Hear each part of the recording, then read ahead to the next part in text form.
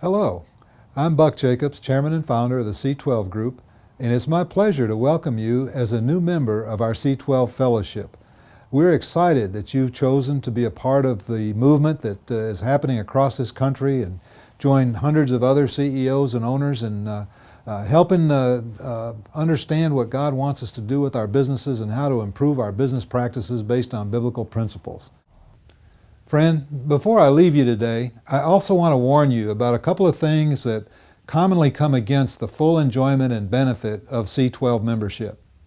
First, and not to over-spiritualize it, but the enemy doesn't want you to have anything to do with C12 or the benefits available from it. We have to understand that while C12 is a business organization and our focus is clearly there, that our ultimate purpose is to honor God through our calling in business and in a life of balance and proper priorities. The evil one hates that idea, and he will use all of his wiles to keep us from it if he can. One of his favorite deceptions in our time is to tell us that we're too busy, and he'll back that up by stirring up all kinds of distractions on and around the C12 meeting day. It's so common that it's almost laughable how the testimony of C12 members is consistent in how often, quote, unusual or unnatural events or complications just pop up on the day of a scheduled meeting. A voice whispers, "You're too busy to go. It isn't as important as this. You don't have time to delegate. The meetings are too long. Or what will you really get from spending a day with those guys?" And on and on. There are dozens of typical and even some pretty original and discouraging suggestions offered. They come against every member or prospect. You've probably heard many of them already. My purpose is to warn you in the hope that you can resist when they come or come again. Here's some truth. In 100 years, nothing about your business, apart from your obedience to God in it, will matter or be important to you at all.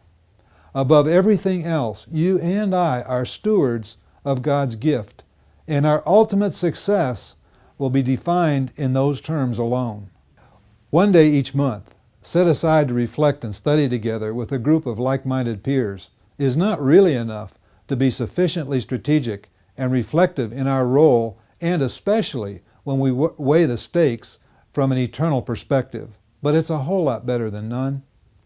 Now, nothing is going to happen in the office during the day that you're away that will be determinative or even important to your long-term success in business or life. It just doesn't work that way.